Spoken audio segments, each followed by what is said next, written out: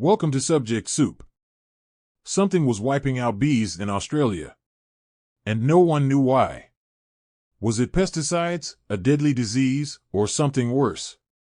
A year later, the shocking truth was finally uncovered, and the consequences were devastating. Stay tuned to find out what really happened. Hey everyone, welcome back to the channel. Today, we're diving into a real environmental thriller that unfolded down under in Australia. So, grab your snacks, and let's unpack this crazy bee saga that's been buzzing around. The mystery unfolds. Okay, let's set the scene. Imagine this tiny creature, the Varroa mite, no bigger than a pinhead, but with a name like Varroa Destructor, you know it means business. These guys launched a full-on assault on Australia's bee population, starting near Newcastle and spreading like wildfire through hundreds of sites, taking out millions of bees in the process. These mites are basically tiny vampires, sucking the life out of bees and spreading all kinds of nasty viruses. But why should we care, right? Well, bees aren't just cute fuzzballs that make honey, they are crucial to our food supply, pollinating about a third of the food we eat. When the mites attack, they don't just harm the bees, they threaten the whole ecosystem and our agriculture. So, the stakes? Yeah, they're high. The first signs of trouble were when beekeepers started noticing weaker bees and failing hives. This wasn't just a few bees getting sick, it was an epidemic, and it was moving fast. Researchers jumped into action, trying to figure out how these mites were spreading so quickly and what could be done to stop them.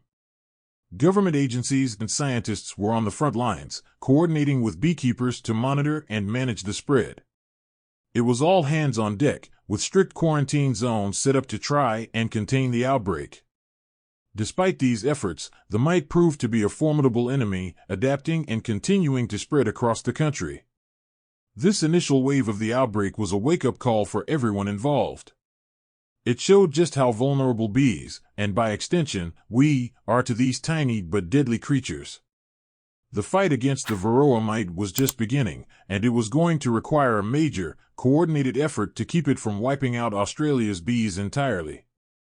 Impact on the Aussie outdoors. Now, let's talk about the real-world impact of losing millions of bees. You might not think about it while biting into your favorite fruit, but bees play a massive role in agriculture. They pollinate everything from the almonds in your snacks to the blueberries in your morning smoothie. Without them, we're looking at some serious crop failures and food shortages. The economic fallout from bee losses is huge. Farmers rely on bees to pollinate crops, and without them, the agricultural sector could lose billions. It's not just about honey, it's about fruits, nuts, and even the coffee and chocolate we love.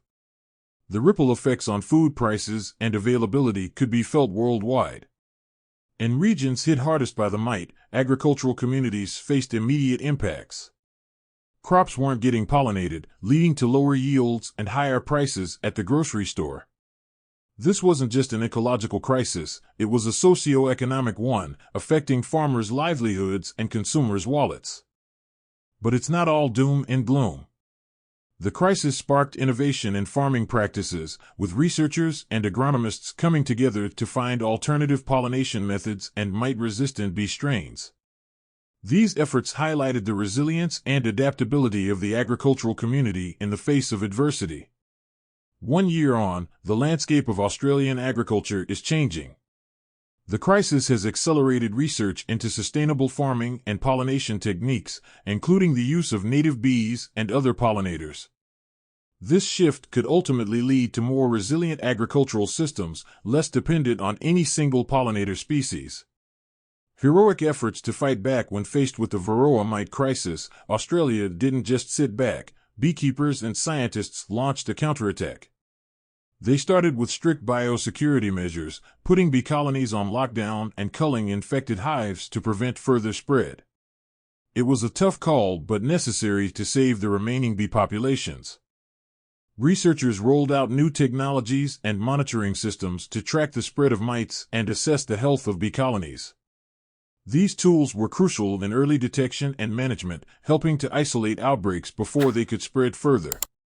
Public awareness campaigns played a big role, too. The government and environmental groups worked to educate the public on the importance of bees and how to support local beekeeping efforts. People were encouraged to plant bee-friendly gardens and support local honey products. Despite these efforts, the battle was far from over.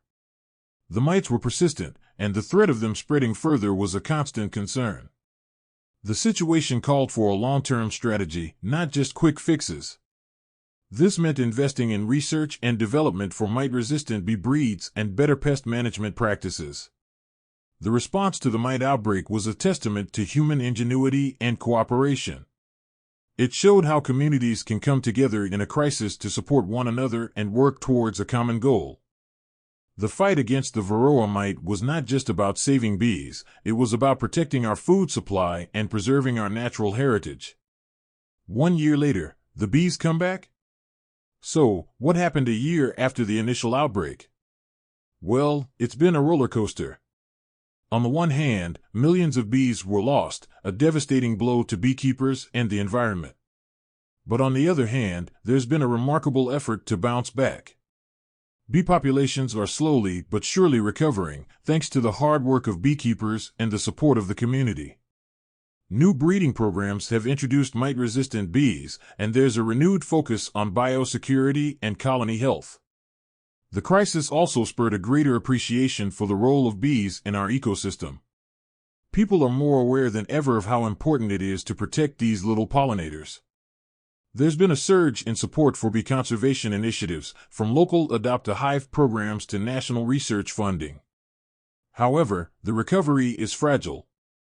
The threat of Varroa mites hasn't gone away, and there's a constant need for vigilance and innovation to keep the bees safe. It's a reminder that our environment is a delicate balance, and we must continue to protect and nurture it. Looking ahead, the future of Australian beekeeping looks hopeful but challenging. The lessons learned from this crisis will shape how we manage bee populations and their role in our agriculture. It's a long road to recovery, but with continued effort and community support, the bees can make a full comeback. A global beacon of hope. This ordeal isn't just a wake-up call for Australia, it's a global alarm. Across the world, bee populations face similar threats, from disease to habitat loss. The Australian experience shows us the importance of proactive management and the potential for recovery. Internationally, there's a push to diversify pollination strategies and reduce dependence on honeybees. Exploring the use of native pollinators and developing new agricultural technologies are key steps in building resilience against future crises. The global community is watching and learning from Australia's response.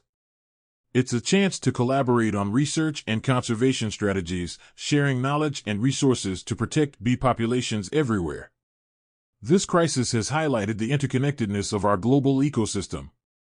The fate of bees in Australia affects food security and biodiversity around the world. It's a reminder that we need to act locally and think globally when it comes to environmental stewardship. As we move forward, let's keep the momentum going. Supporting bee health isn't just about saving bees, it's about ensuring a sustainable future for all of us. Let's keep the conversation buzzing and continue to advocate for policies and practices that protect these vital pollinators. Wrap up. All right, folks, that's the story of the Varroa mite crisis in Australia and the incredible journey of recovery and resilience. Together, we can make a difference for bees and our planet. Catch you in the next video. If you've been enjoying the content and finding it helpful or interesting, I'd love to have you join our community by subscribing to the channel. It's completely free and helps the channel grow so I can keep bringing you even more awesome content. No pressure, but your support means the world to me. Thank you for watching. I appreciate you.